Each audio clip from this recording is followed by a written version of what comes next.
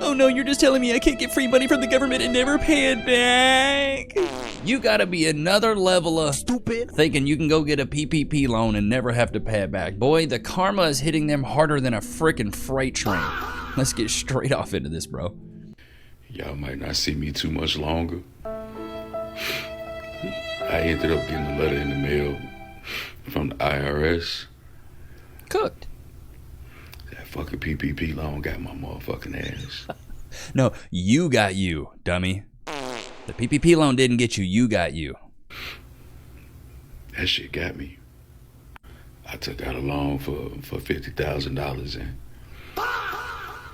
I don't know how I'm gonna pay that shit back. Shouldn't have taken the loan then, dummy. Like when you in a fucked up situation, you in a bind, you in a fucked up situation, man, you willing to do any motherfucking thing to get out that shit. Why did you need 50 grand though? That's my whole thing. Willing to do anything to get out that motherfucking shit.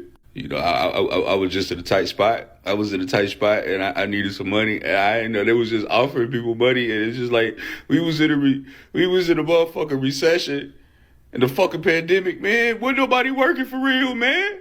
And then they told me that I gotta pay the money back or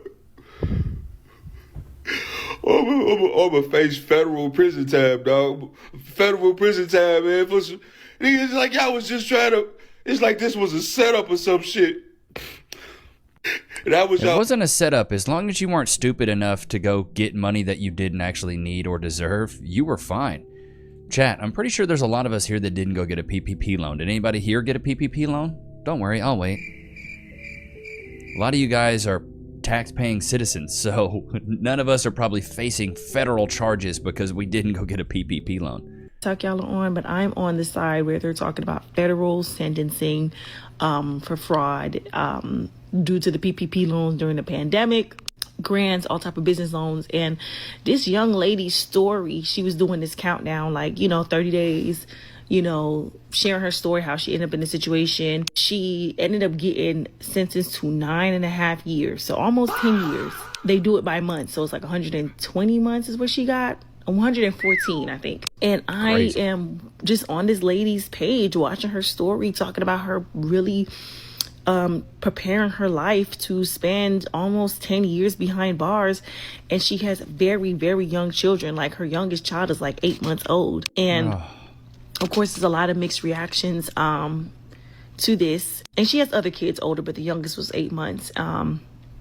But as someone whose parents have been locked up for an extended amount of time, there is a toll that is going to take on your kids. Not just you being in the system and away from your children. It's also the children not having their parent and having to trust other people to raise your children. It's just not a good place that you want to be in. It's like the worst place. That's why Cass and I are so against daycare and public schools, because you're going to send your kid to daycare and somebody else is essentially going to be raising your children. That's what I don't think a lot of people realize when you're a parent. Like, oh, I'm going to send my kid to daycare. Okay, so you're going to send them to a stranger to raise your kid? Why would you do that? Also, public school, you're going to let them get brainwashed at school? No, we're going to be doing homeschooling. She should be charged. It's crazy people struggling, working hard, and then some people just take for nothing. So in 2020, everybody was doing the PPP. My cousin did it, my brother did it, then my best friend did it. I said, shit, sign me up. Dumb. Stupid. Now, I wish I never fucking did the shit. Got that ankle monitor. It's nice jewelry.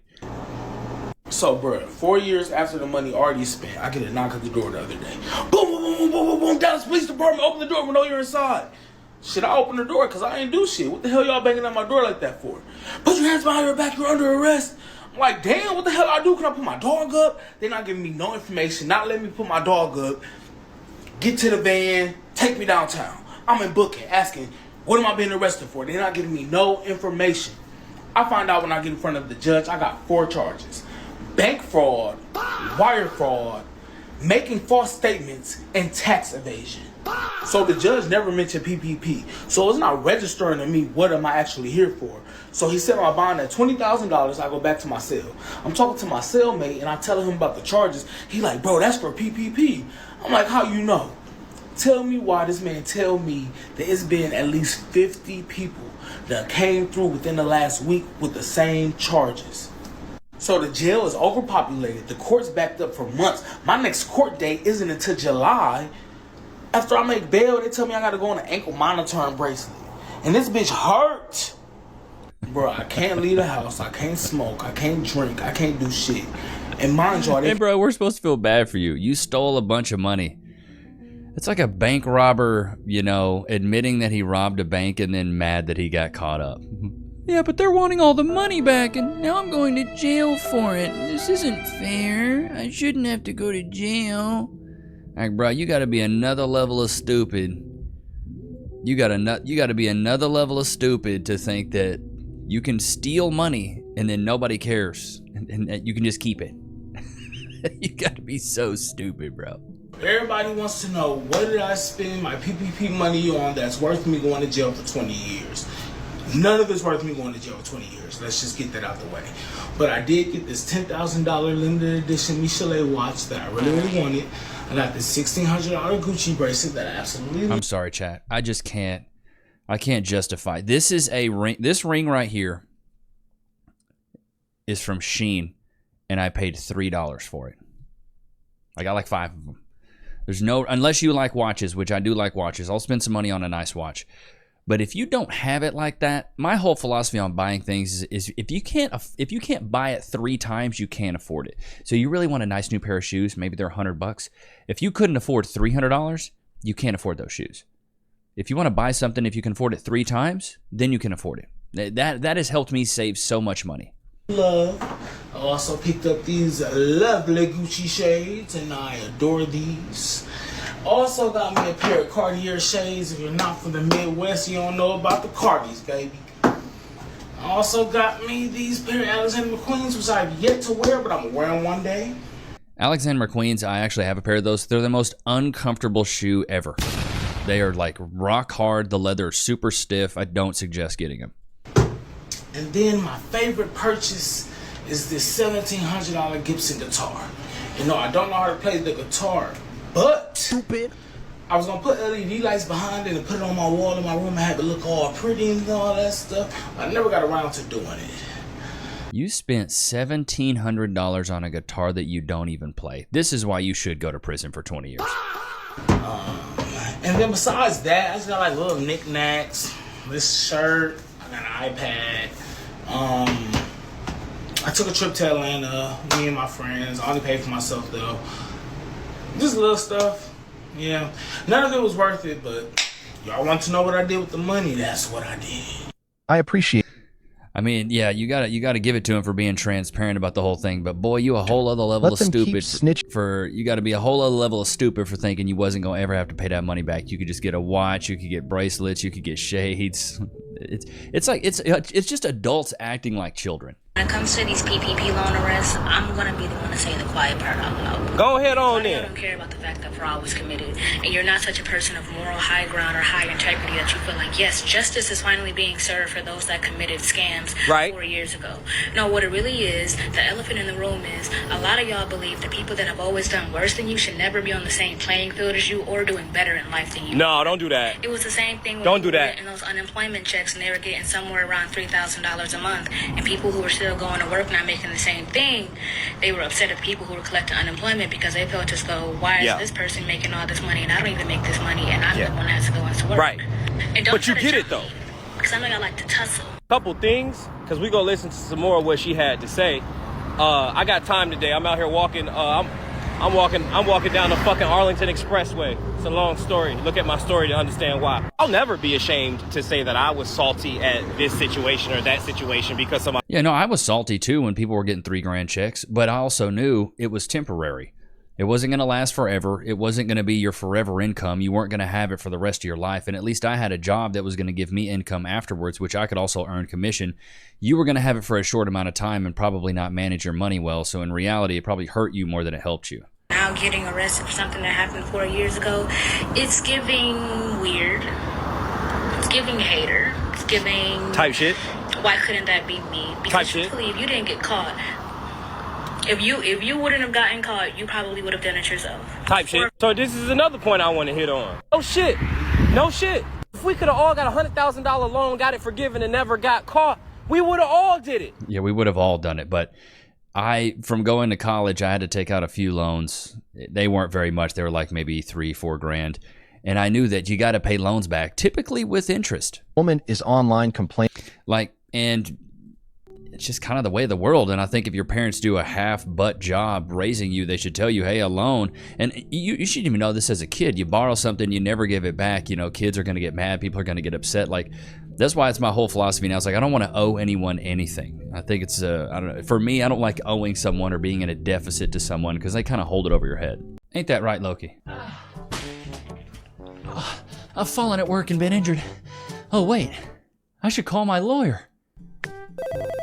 I'm John Morgan of Morgan & Morgan. Hey, John Morgan of Morgan & Morgan. It's Levi Nichs of YouTube. Can I get some cash, please? Morgan & Morgan & Morgan & Morgan & Morgan & Morgan & Morgan & Morgan & Morgan & Morgan. Did you know that your injury could be worth millions of dollars? Morgan & Morgan is the largest injury law firm in America, and they've recovered over $20 billion for their clients. $20 billion?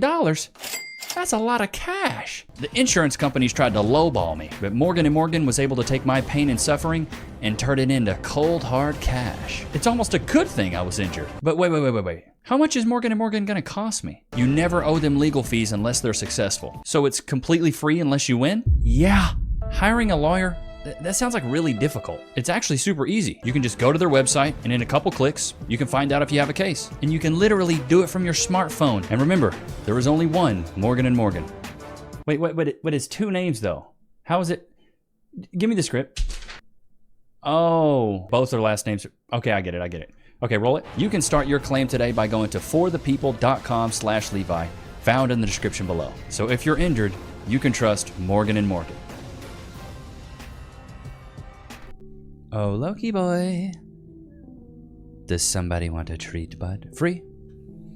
Sit. Shake. Good boy. Wait. Can we get some frees in the chat? Free. Go to your place. But chat. Put a 1 in the chat if you think it's just karma. You're getting your karma, dude. And I don't feel bad for any of these people. I really don't, man. I really don't. I don't feel bad for these people at all. Like, you're gonna go to jail. You stole, essentially you did, it's a crime no matter how you peel it. You stole money and now you can't pay it back. Typically with a loan, you're gonna get money, but then it's gonna be interest on the back end. And that's for school, for anything. So it's so hard to feel bad for people that were ignorant enough to think that they were gonna get this money and the government was just never gonna look at it. PPP loan came back to bite me in the ass, y'all. These folks want me to pay them so much money, and to think that I thought I was actually doing something right. You know how you be out here and you be trying to figure out, you know, what your next move gonna be and how you gonna make it happen. And then when something like that comes along, it kind of put you in a trance like, damn, this is actually something that I can actually get. Now keep in mind, I do have a business, you know, and I thought, I guess the person who did my paperwork kind of screwed up, and man. The person that did your paperwork kind of screwed up. Well, when you got a lump sum of money, you should have said, hey, I don't think this is right. But what did you do? You took the money and ran. Come on, bro. I'm put in a position where I either have to pay a lot of money or I could be going away for a while. And I never wanted that to be the case, you know? Well, and also here's my thing. You say you own a business, right? If somebody was to invest in your business or give you a lump sum of money, the point of business is to take money and have an ROI, a return on investment. So you're basically telling me with your business, you took that money and now you have nothing to show for it. You squandered it. You were just like, who cares, whatever. The point of someone investing in your business is so you can take that money and fold it up. You can turn 1 into 2, 2 into 4. It just tells me that your business is not lucrative and you really don't have a bit. There's too many people that say I have a business when it turns no revenue and has nothing that even resembles a profit. Man, that PPP loan was something, man. It was like a breakthrough for you, you know, when you were struggling. But you did nothing with it. And not knowing the outcome. So anybody who think that they got away with that shit, You didn't get away, man. We make terrible decisions, man, when the storm come. So when the sun come back out, we screwed, man. Y'all share this post. Follow me for updates. He's cooked, and he'll probably go to prison. Switching gears here, I saw this video from this guy. You guys know I've been getting more political, and it's not even really because I ever wanted to. After the Charlie Kirk thing, I've just... Loki, can we not lick our grundle, please? Can we not lick our grundle? Like licking pee-pee on camera? There may be thousands of people that may see this, and I'd appreciate it if we weren't licking pee-pee, okay? Thank you. You know you're not supposed to lick your pee-pee. Thank you, sir. Sicko. After the Charlie Kirk situation happened, I was like, you know what? I'm going to be a dad soon. I need to start learning more of this stuff. And I think this guy, he went down the Democratic Party rabbit hole. And this was very informative. Let's go through it. So I went down a rabbit hole on the Democratic Party. And I wanted to do it for myself because nobody could tell me how the Democratic Party could push such weird agendas and somehow still get full support from black people. And I feel like growing up, that's all we know. Vote Democratic, vote blue. I wanted to see for myself where these loyal ties come in. Let's talk about it. So yeah, let's just get into it. I'm gonna list off a couple of things. Y'all just let me know which party y'all think supported it. Slavery. Democrats. The Democrats supported it. The Republican Party actually was created to oppose and reject slavery. The Democrats supported slavery. Republicans, majority of them, are the ones who went on to abolish slavery. Jim Crow laws and segregation. Democrats. The Democrats supported that. The Confederate flag. When we all see the Confederate flag today, we kind of already know what that means. I'm kind of stay away from you. And at the time, the Confederate flag was a symbol of resistance to civil rights. The Democratic Party supported that. Yep. They came up with that symbol for us. White supremacy. Ooh, that's talked about a lot. That was founded by who? Democratic Party. Yeah. The KKK. Democrats. Founded by the Democratic Party. And there was actually a point in time leading up to the 1930s where majority black voters were Republican because Republicans were fighting for civil rights. And Republicans, majority of them, were the reasons that the 13th through 15th Amendment were passed. The 13th Amendment being abolishing slavery. But in the 60s is when the party started to shift. That's when LBJ, who was a Democrat, passed the Civil Rights Act, which actually was majority supported by Republicans. Obviously, LBJ was the president, so he took the credit. This was the turning point for the Democratic Party because they pretty much embraced the civil rights identity. We're the ones that passed the Civil Rights Act. We have your best interest because we did that, and they pretty much ran with it. And then in the 80s and 90s, the Republican Party stopped focusing on race and started focusing on the economy. And that actually drove majority of the black folks to the Democratic Party because the Democrats continued talking about race, Civil Rights Act, we do this for you, that for you. So now in the 90s, the Democrats had the majority black vote. From the 90s and up, it's pretty much the same thing. The Republican Party is majority white, the Democratic Party is majority black. But I said all of that to say this, though. I'll never be somebody that tells somebody else who to vote for. Vote for whoever aligns with your beliefs and values the most. Who I am talking to, though, is the folks that got these loyal ties to the Democratic Party and vote with blind faith just because it's Democratic. It is completely okay that the Democratic Party does not have your best interest anymore. The same way these folks didn't care about black people for a long time and then they switched and then all of a sudden want to act like they cared about black people all along. It's the same way you can just switch to another side because your interests have changed. You can see it in the history. People flip sides all the time. People voted for Republicans because they were doing the right thing and it was aligning with their morals and beliefs. Then they flipped to the Democrats and did that. You can do the same thing in 2025. It is okay to flip sides. True. And now it seems like we're facing where it's, you know, red and blue, but it seems like it's good and evil. I said this on a previous episode, like it is good and evil. And, you know, as we know, Trump just ended the war in Israel. Huge W for Trump. And now we're seeing some of his biggest critics, some of his biggest rivals actually give him kudos, which I think it's about time. If President Obama's wrong one. going to write a whole post about a peace deal, maybe he should acknowledge the president that brokered it. If this ends, Donald Trump deserves credit regardless of anything else you feel about Donald Trump. I really commend President Trump and his administration, as well as Arab leaders in the region, for making the commitment to the 20-point plan and seeing a path forward for what's often called the day after. I don't trust Donald Trump. There's no reason to trust Donald Trump, but I will, of course, work with any administration that wants to achieve those things. You may not trust Donald Trump, but what has been achieved here so far is something that was not achieved by President Biden, with the potential end of the war and all of the hostages being turned over. Do you agree with them? Should he be commended? Look, I don't think that we should hold and credit where it's due. I commend the people who have been a part of this process. Just say it, Kamala, it was Trump. He is unburdened, which was unburdened with. whatever she says. What's the Kamala quote? Kamala quote about unburdened. Okay, where is it at? My mother raised me to see what I could be, unburdened by what has been.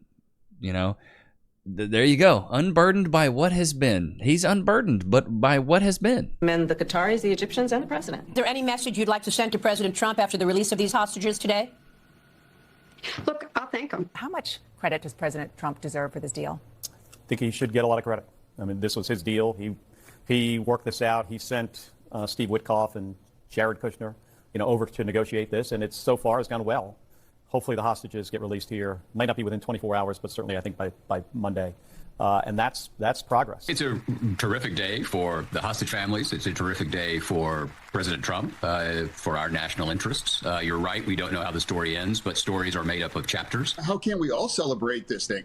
I mean, you've had human beings held underground for over 2 years and tortured and beaten and starved, forced to dig their own graves and things. Now they can finally come back home. And now everyone should be celebrating these things. Do you give him credit for this? Oh, certainly. I mean, this is an incredible accomplishment, an incredible moment. Yeah, I do. Shout out to Trump, dude. He did it. He did the darn thing, man. He did the darn thing. I got some other clips for y'all about kind of regarding this stuff. Apparently there is a brand new development right now with President Obama. 20 CIA and FBI agents have now confirmed Barack Obama worked with our old CIA director to create the fake Russian hoax and then locked it away in a CIA vault for almost a frickin' decade. Brother, Director of National Intelligence Tulsi Gabbard releasing a bombshell report today that shows a conspiracy by a sitting president, Barack Obama, and his intel agencies to sabotage the president-elect, Donald Trump, brainwash the electorate, and undermine the legitimacy of an election. There is irrefutable evidence that detail how President Obama and his national security team directed the creation of an intelligence community assessment that they knew was false. They knew it would promote this contrived narrative that Russia interfered in the 2016 election to help President Trump win, selling it to the American people as though it were true. It wasn't. Gabbard got her hands on a house. Wow, and the thing is they sold that like hotcakes, and everybody believed it. Oh, it was collusion. It was fake. It was this. It was that. Like, bro, it was rigged. Like, I hope they do something to Obama for that. That is not okay at all. This is a clip from Brandon Jamal. This is the guy that does the single mom. He has all the single mom songs. Dude's hilarious. Have you heard? Trump brokered a peace deal. Yeah, whatever is great. Damn, I thought you'd be a little bit more happy about this. Why am I really supposed to care? Like, it's great, but it's not affecting my life. But y'all been saying free Palestine for 2 years. Y'all been calling it a genocide. Under all types of random videos, y'all will put free Palestine. It's in your bio, for Christ's sake. Yeah, I know. It's literally great. Like, what do you want me to jump for joy? Well, I mean, kind of. Yeah, y'all have been boycotting people and businesses. Y'all been bitching at DJ Khaled because he won't speak out. Y'all been talking about this genocide and these women and children dying in hospitals and shit. I would think you would literally jump for joy right now. You see, that's the problem with y'all. You think because Trump did something that's so great all of a sudden. Oh, you don't like the fact that Trump did it. See, that's the whole thing. They just don't like that it's Trump. Like, they cannot stand to give this man his kudos at all. They can't stand to give him his kudos. Like, it's just so funny to me. And this guy, his name's Damon Amani. He does like green screen edits of The View. I don't know if you guys have ever seen this guy. It's pretty good. After 2 years of captivity by Hamas, the 20 remaining living Israeli hostages were released and are reuniting with their families. 1,700 Palestinian prisoners have also been released and reunited with their families. And as of this morning, there is no fighting in Gaza. And so I think it's historic. It is a massive diplomatic achievement, and I think the whole world can breathe a sigh of relief. I remain a faithful person that this truly is the dawn of peace in the Middle East. You know, honestly, let me just quote John Lennon. Can we please just try to give peace a chance? Today, tonight, there's God, these women on The View are so insufferable. peace in the world. Yeah. So, there we are. That's it. There we are. You had so much to say about how great this peace is. You had nothing to say about who brought the peace. Say his name. You know the name. I don't know why you are avoiding the name today, but you're talking about him every single day. Now, say his name. They won't. They won't. There's a quote that's like, I think it goes by, success has 1,000 fathers, but success has 1,000 fathers, but failure is an orphan. that's what we're seeing right now, bro. Everybody wants to say, oh, it's so great. You know, there were so many different powers at play. There were so many different things at play. You know, it wasn't just Trump. He brokered the deal. What are you talking about? And it seems like now we're even seeing a further divide between the left and the right. And bro, I'm further on the right every single day. I called my homie up, who is I'll probably have him on a podcast or a live stream here pretty soon. But he's been super conservative for years and years. And me and him have remained tight. He has a political channel. I think his name's the Conservative Immigrant, Tony Solomon. He's been in a couple live streams. Great guy. Went to college with him. Super intelligent. He's about to have his second baby, so congratulations to my guy. But I told him, I was like, dude, after this Charlie Kirk stuff happened, I just really woke up. I started to realize that, like, the level of knowledge I have on relationships is great, but I feel like I have to use my voice for something different, especially about to be a father. Now, we're still going to talk about relationships, and that's still like my area of expertise. But I really want you guys to, if you're not into politics or it's something you don't really care about or current events, maybe you can use me as a conduit to kind of be interested in it, because I think it's important now, if you are an adult in society, that we know about these things, because you can no longer just turn a blind eye to it and just like nothing will happen. We're seeing a lot of violence in this world. We're seeing a lot of very weird things happening. And that if we don't speak up and we start to change the norm, we can't really go back. And so it seems like now politics is more prevalent than it ever has been. It's so prevalent now. Everybody's talking about it. Everybody's, bringing it up. And I think it's just about time that we kind of, dive into this. And for me, it's been very helpful. It's broadened my scope. It's also, let me talk to Cass about certain things that I was like, wow, I never even knew these were problems. I never knew, that, people even thought this way. I didn't know it was so radical, because I really focused on feminism and relationships and empowering guys, which I want you guys to still get that content from me. But we're going to be diving into this stuff more, and I want you to watch me learn it, because I feel like for me, I didn't know a lot about it. So it was weird learning about it, because I'm like, bro, I'm a 35-year-old man. I'm dumb. Why do I not know more of this stuff? Stupid. But this is just proof that you can start your journey into something new at any time. I started my YouTube channel at 33. You feel like starting a business? You're 40? Try it. Start. For me, I'm starting my political journey at the age of 35, a ripe age of 35. As soon as that Charlie Kirk assassination happened, I was like, I'm interested. I'm involved. I need to learn. And it was just a catalyst for me, that it was like a non-negotiable. I had to sit there and start learning about it. Trump, I want to say thank you. You deserve a Nobel Peace Prize. You flew all over the Middle East today to make peace, and I'm shocked you haven't already won the Nobel Peace Prize, because you truly deserve it. The war is finally over, and my heart feels like it can finally be happy again. I haven't seen my family in 3 years, and I'm so grateful that everyone is alive. And in the next 2 months, I'm finally going to fly to visit them. Thanks to you, Trump. Thanks to you. Thanks to you. So thank you. And anyone who's against you is just a bad person. Because Bro, I agree. I think Trump should get the Nobel Peace Prize. He should get it, and the liberals should have to eat it and just go, yum, yum, yum, yum, yum. And then also, like, of the stuff that's happening in Memphis right now, like, there's people coming out reacting and saying, well, we love Memphis. It's not near as bad as it used to be. I just seen 3 separate videos of women in Memphis thanking Donald Trump for the work he's doing here by sending the National Guards here, saying, like, oh my God, the neighborhood is so safe now. My kids are able to play outside. I haven't heard a gunshot in weeks. Thank you, Donald Trump, for sending the National Guard here and for protecting our city. You really are making America great again. You are dumb. Because it sounds like you live in a neighborhood that's not so good. In that same neighborhood that you congratulating him. Say it louder. It makes you more correct. On your kids being allowed to play outside in, he's about to push your black out of it. He's about to go and gentrify the whole area. Why do you think he's trying to get rid of criminals, of black people, of bad seeds, so he can get the lower class people out of the lower class neighborhoods that they pushed our into? You get what I'm saying? To take it from us and build higher class neighborhoods and make this city into a tourist city. It's all a money scheme, and y'all dumb are not upset about this. Let's just be real, bro. Memphis is an impoverished city. Most of our citizens are a part of the lower class. I mean, your grandma, your auntie, your cousin that's poor, that's on EBT, that's getting Social Security, she's gonna get pushed out of her house because they finna tear all that down, gentrify it, and turn it into, y'all not hearing me, bro. I can't hear her because she's yelling so much. And so forgive me because I'm trying to parse through the emotion and the conversation so that I can then have a conversation about what's really happening and whether or not people should be concerned about gentrification. And so let me say this first about the whole term of gentrification. What do you want? Do you want, and this is assuming, right? Assuming that she's 1,000% right and that they're making sure that they eliminate the criminal element so that they can ultimately invest inside of your communities. Let's assume for the sake of conversation that she's 100% right. Would you rather have crime, corruption, illegal migrants, gunshots, daytime shootings, and criminal activity so that you can continue to live in squalor and poverty?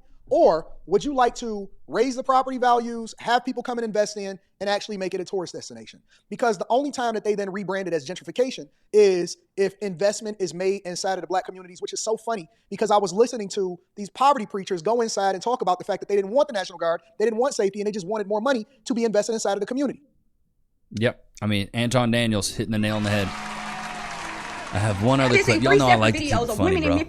Thanking Donald Trump. Oh God, let's stop that. You know I like to keep it funny, bro. These Sora AI videos, I be stumbling across them, and I just... it's a DoorDash driver. I'm sorry, let's play it. Big bag. Are you okay? Are you okay? I got your order out here.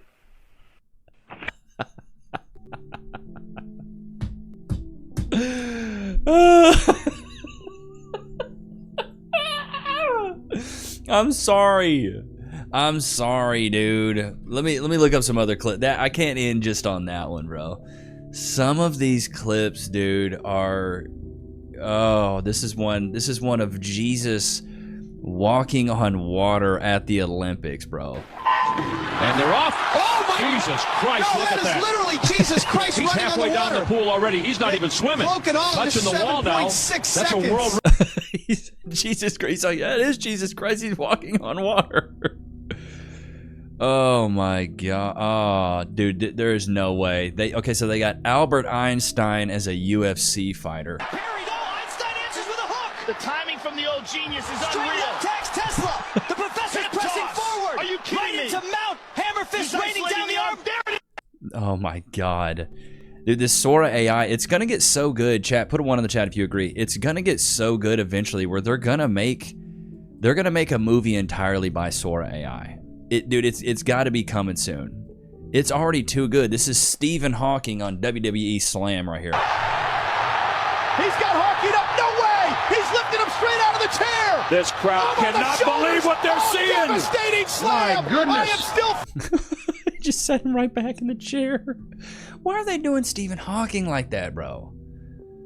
Oh my God. Dude, this one, wow. Okay, this one's actually very good. I'm surprised. Keep your hands on the wheel. You almost wiped out 3 cars back there. Put it in park now. I'm sorry, officer. I just... Don't move. Latch is locked. Open it right now. Stop the car. He's still southbound, weaving through traffic, 88 miles an hour. Out of the way. Mamma mia.